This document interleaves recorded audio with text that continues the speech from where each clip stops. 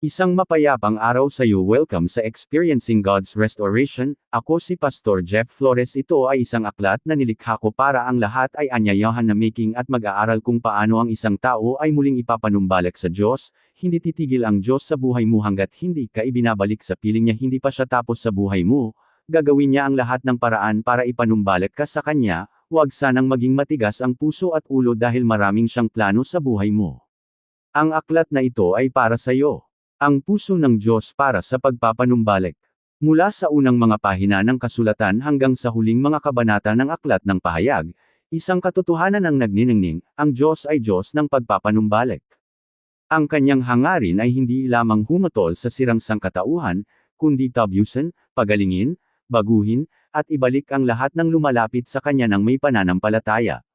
Sa buong kasaysayan, ipinakita ng Panginoon ang kanyang hindi nagbabagong pag-ibig sa pamamagitan ng pagbabalik sa nasira ng kasalanan, nasugatan ng pagdurusa, at sinubukang wasakin ng kaaway. Puno ang Biblia ng makapangyarihang mga kwento ng pagpapanumbalik. Matapos magkasala sina Adan at Eva, nangako ang Diyos ng darating na manunubos, Genesis Kapitulo 3 versikulo 15.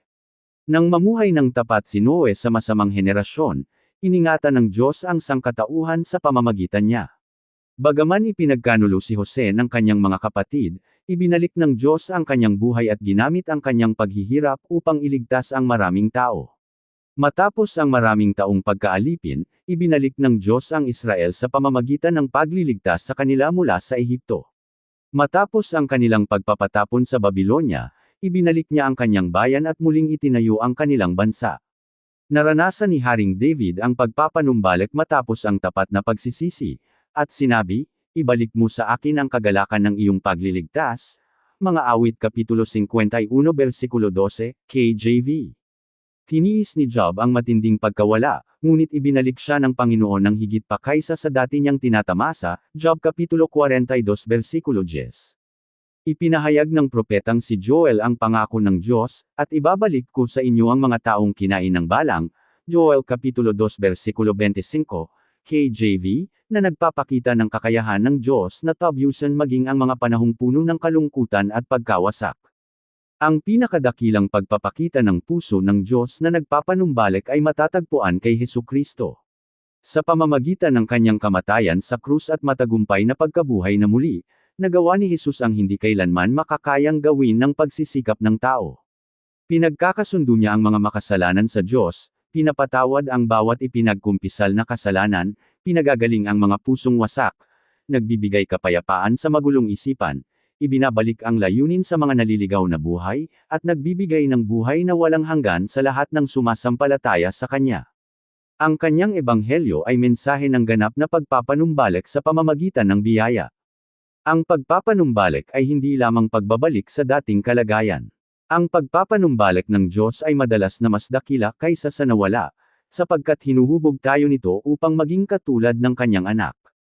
Ibinabalik niya ang ating ugnayan sa Kanya, binabago ang ating pag-iisip sa pamamagitan ng Kanyang salita, pinatitibay ang ating pananampalataya sa pamamagitan ng Kanyang Espiritu, at inihahanda tayo para sa walang hanggang kaharian kung saan ang lahat ay gagawing bago. Gaano man kalalim ang mga sugat, kapait ang nakaraan, o tila imposible ang sitwasyon, nananatiling tapat ang Diyos. Sapat ang kanyang biyaya, bago ang kanyang habag tuwing umaga, at hindi nabibigo ang kanyang mga pangako. Siya ang dalubhasa sa pagbabalik ng mga bagay na inaakala ng tao ay hindi na maaayos pa. Bakit isinulat ang aklat na ito? Maraming mananampalataya ang tapat na nagmamahal sa Diyos ngunit patuloy na pasan ang mga nakatagong pasanin. Ang iba ay nahihirapan sa pakiramdam ng pagkakasala dahil sa mga nakaraang pagkabigo. Ang iba naman ay nakikipagbuno sa takot, pagkadismaya, kalungkutan, pagtanggi, o kawalan ng siglang espiritual. Marami ang nakaranas ng wasakang ugnayan, kahirapan sa pananalapi, pagkakasakit, o mga panahong nagtatanong kung magagamit pa ba sila ng Diyos. Isinulat ang aklat na ito upang ipaalala sa bawat mambabasa na ang pagpapanumbalik ay nasa puso mismo ng plano ng pagtubos ng Diyos. Layunin nitong magbigay ng matibay na pagkaunawa sa Biblia tungkol sa pagpapanumbalik, habang hinihikayat ang mga mananampalataya na maranasan mismo ang pagpapagaling at pagbabago ng Diyos. Sa bawat kabanata, matutuklasan natin na ang pagpapanumbalik ay kinabibilangan ng pagbabalik ng ating ugnayan sa Diyos sa pamamagitan ni Hesukristo. Pagpapagaling ng mga sugat na emosyonal at espiritual. Pagbabago ng isipan sa pamamagitan ng katotohanan ng Diyos. Pagbabalik ng mga sirang ugnayan sa pamamagitan ng pagpapatawad at pakikipagkasundo.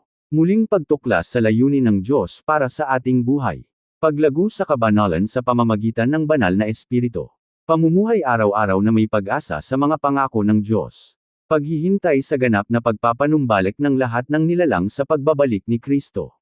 Ang bawat kabanata ay nakabatay sa salita ng Diyos, at ang layunin ay hindi lamang magbigay ng kaalaman kundi humikayat ng tunay na pagbabago sa buhay. Nais nating makaharap ng mga mambabasa ang Panginoon ng personal at maranasan ang kanyang kapangyarihang nagpapanumbalik sa bawat bahagi ng kanilang buhay. Paano gamitin ang aklat na ito? Maaaring gamitin ang aklat na ito sa iba't ibang paraan. Maaari itong basahin bilang pampasigla sa araw-araw, isa-isahin ang mga kabanata, samahan ng panalangin habang binabasa ang kasulatan, at hayaang ilapat ng banal na espiritu ang katotohanan ng Diyos sa iyong puso. Maaari rin itong magsilbing sariling pag-aaral sa Biblia. Magtabi ng kwaderno upang itala ang mga natutunan, mga nasagot na panalangin, at mga aral na ituturo ng Panginoon sa iyo. Maaaring gamitin ng mga pamilya sa panalanginan ng sambahayan upang palakasin ang loob ng isa't isa gamit ang mga pangako ng Diyos tungkol sa pagpapanumbalik. Maaari rin itong pag-aralan ng mga maliliit na pangkat, klase sa paghubog ng mananampalataya, at pag-aaral sa simbahan para sa talakayan at paglago. Habang nagbabasa, huwag magmadali. Maglaan ng oras sa pagbubulay-bilay sa bawat talata, at hilingin sa banal na espiritu na bigyan ka ng karunungan, paalala, kaaliwan, at gabay sa paggamit nito sa buhay. Ang pagpapanumbalik ay hindi lamang pinag-aaralan, ito ay nararanasan habang lumalalim ang iyong ugnayan kay Hesukristo. Lumapit sa bawat kabanata ng may pagpapakumbaba, pananampalataya, at pag-asa. Ang Diyos ay patuloy na nagpapagaling ng mga pusong wasak, nagpapalakas ng mga pagod na kaluluwa, nagbabalik sa mga naligaw, at tumutupad sa kanyang mga pangako sa mga nagtitiwala sa kanya.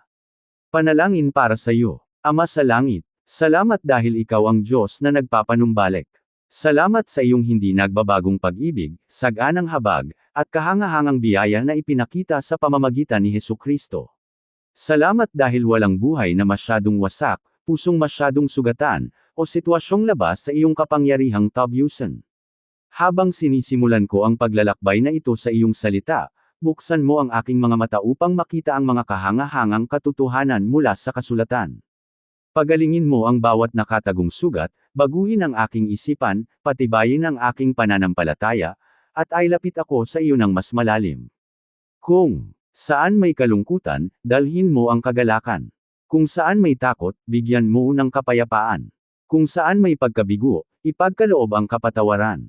Kung saan ayaw na umasa, gisingin ang matibay na pag-asa sa iyong mga pangako. Turuan mo akong magtiwala sa iyo ng lubusan, sumunod ng tapat, at lumakad araw-araw sa kapangyarihan ng banal na espiritu. Baguhin mo ang aking buhay upang maging patuto ako ng iyong biyayang nagpapanumbalik sa iba. Naway ang lahat ng aking matutunan ay magtulak sa akin na mahalin ng higit pa si Hesukristo at luwalhatiin ka sa bawat bahagi ng aking buhay. Sa mahalagang pangalan ng ating Panginoon at tagapagligtas na si Hesukristo, ako'y nananalangin. Amen. Maraming salamat sa pakikinig. Ako si Pastor Jeff Flores, nagsasabing sa Diyos ang lahat ng papuri.